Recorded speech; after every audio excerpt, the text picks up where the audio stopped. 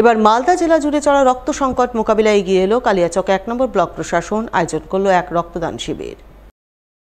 রক্তদান জীবনদান, রবিবার এমনটাই স্লোগান তুলে ধরে উৎসবের মেজাজে রক্তদান শিবিরের আয়োজন চোখে পড়ল কালিয়াচক 1 নম্বর ব্লকের সদ্ভাব ভবনে। উপস্থিত ছিলেন কালিয়াচক 1 নম্বর ব্লকের বিডিও সত্যজিৎ হালদার, কালিয়াচক 1 নম্বর ব্লক স্বাস্থ্য আধিকারিক ডক্টর মুস্তাফিজুর রহমান, কালিয়াচক থানার আইসি সুমন রায় চৌধুরী, জেলা পরিষদের বনভূমি কর্মাধ্যক্ষ আব্দুর রহমান সহ অন্যান্যরা। এদিন তাদের উপস্থিতিতে ব্লক দপ্তরের কর্মী সহ সাধারণ মানুষজন রক্তদান করেন। রক্তদাতাদের হাতে শংসাপত্র তুলে দিয়ে তাদের উৎসাহিত করেন উপস্থিত প্রশাসনিক আধিকারিক সহ বিশিষ্টজনেরা। একটা জীবন যে জিনিসটাকে তৈরি করা যায় না, সে যা একমাত্র মানুষের দানের মাধ্যমে সমস্ত মনুষ্য জাতিকে আমরা টিকিয়ে রাখতে হবে, সুস্থ হবে। তার জন্যেই এই দানের এই যে আমাদের প্রোগ্রাম, এই প্রোগ্রামের আয়োজন। এখনো পর্যন্ত ৭৬ জন রক্তদান করেছেন। যদিও আমাদের টার্গেটটা একটু আমরা বেশি রেখেছিলাম, বরফকে অত্যাধিক করেছে, আরও ছুটির দিন আছে, নাহলে আরও কিছু রক্তদাতাকে আমরা পেয়ে যেতাম। অনেক স্টাফে বাইরে থাকে, পরবর্তীতে নিশ্চয়ই আমরা ক্যাম্প করবো, সেখানে তারা এগিয়ে আসবে।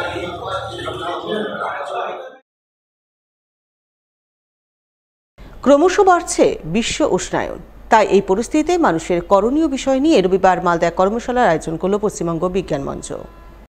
কর্মশালা অনুষ্ঠিত হল মালদা শহরের অতুল মার্কেটে অবস্থিত জেলা বিজ্ঞান কেন্দ্রে। উপস্থিত ছিলেন পশ্চিমবঙ্গ বিজ্ঞান মঞ্চের সভাপতি সত্য চৌধুরী, সংগঠনের মালদা শাখার সম্পাদক মনোরঞ্জন দাস সহ অন্যান্যরা। এদিনের কর্মশালায় জেলায় বিজ্ঞান আন্দোলনের সঙ্গে যুক্ত কর্মীরা অংশগ্রহণ করেন। তাদের নিয়ে তাপপ্রবাহ, তাপদ্বীপ, পরিবর্তিত পরিবেশ এবং আমাদের কাজ শীর্ষক এক আলোচনা সভার আয়োজন করা হয়। সেই আলোচনায় কিভাবে বিশ্ব উষ্ণায়ন রুখে পরিবেশে তাপমাত্রা কমানো সম্ভবপর এবং এই ক্ষেত্রে সাধারণ মানুষের কি কি করণীয় রয়েছে সেই সংক্রান্ত বিষয়ে বিস্তারিত আলাপ আলোচনা চলে বলে জানা গেছে।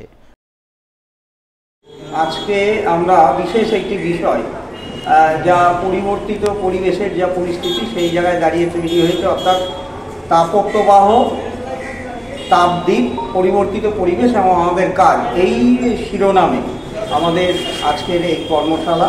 তো সময় যত গড়াচ্ছে, পৃথিবীর বয়স যত বাড়ছে, তত পৃথিবী থেকে গাছপালা নাই হয়ে যাচ্ছে, কংক্রিটের জঙ্গল বাড়ছে এবং এর ফলে গোটা পৃথিবীর যে পরিবেশ সেটা উষ্ণ থেকে উষ্ণতর হচ্ছে। কিভাবে এইরকম হিট ওয়েভের আমরা মোকাবিলা করতে পারবো, কিভাবে আমাদের শহর এবং গ্রামকে আমরা অন্তত কিছুটা হলেও তাপমাত্রা কম রাখতে পারবো এবং আমাদের জেলার মূলত কৃষক শ্রমিক যারা আছেন তাদের কাছে আমরা পৌঁছে যাব যে এই রকম একটা পরিবেশ যার শিকার হচ্ছেন প্রান্তিক মানুষ, তারা কিভাবে এরকম একটা উষ্ণ আর্দ্র পরিবেশে বেঁচে থাকতে পারেন, তার জন্য প্রয়োজনীয় যা সাহায্য, যা পরামর্শ তা আমরা দেব।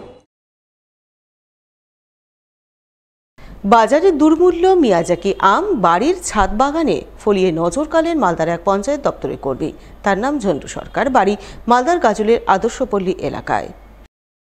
ঝন্টুবাবু পেশায় পঞ্চায়েত দপ্তরের কর্মী হলেও ছাদ বাগান করা তার নেশা। সেই নেশার টানেই গত বছর তিনি 1000 টাকা দিয়ে নার্সারি থেকে একটি মিয়াজাকি আমের চারা কিনে এনে নিজের বাড়ির ছাদ বাগানে লাগান। সেই গাছেই এবার ফল এসেছে আশাতীত। বর্তমানে 20টির মতো দুর্মূল্য মিয়াজাকি আম তার ছাদ বাগানে শোভাবর্ধন করে চলেছে, যা দেখে খুশিতে ডগমগ হয়ে উঠেছেন ঝন্টুবাবু সহ তার পরিবারবর্গ। এই প্রসঙ্গে পঞ্চায়েত কর্মী ঝন্টু সরকার জানান, তিনি শুনেছেন বাজারে মিয়াজাকি আম 2.5 লক্ষ টাকা কেজি, কিন্তু বর্তমানে অত দাম নেই, 1005 টাকা কেজি দরে বিক্রি হচ্ছে। তবে দাম নিয়ে তিনি ভাবিত নন, কারণ তিনি শখ করে ছাদ বাগানে মিয়াজাকি আম গাছ লাগিয়েছেন। সেই গাছে 20টির মতো আম ফলাতে পেরে তিনি ভীষণ খুশি। মিয়াজাকি আমের গাছটি প্রায় 1000 টাকা মূল্যে সংগ্রহ করেছিলাম এবং 1 বছর আগে সংগ্রহ করেছিলাম। লাগানোর পরে গাছটির চেহারা দিন দিন খুব ভালো হয় এবং প্রথম বছরেই প্রচুর পরিমাণে মুকুল আসে এবং মুকুল থেকে প্রচুর গুটি দেখা যায়। সেই গুটিগুলির মধ্যে সবগুলোকে টিকাতে পারিনি। প্রতিদিন জল, গাছের গোড়ায় জল এবং গুটির মধ্যে জল দিয়ে দিয়ে আমি প্রায় 20টা আমকে টিকাতে পেরেছি। হ্যাঁ, এই আমটা খুব মূল্যবান। টিভিতে যা শুনেছি খবর টবরে তাতে 2.5 লাখ টাকা কিলো পর্যন্ত শুনেছি, কিন্তু বর্তমানে এই বা এরকম দাম না।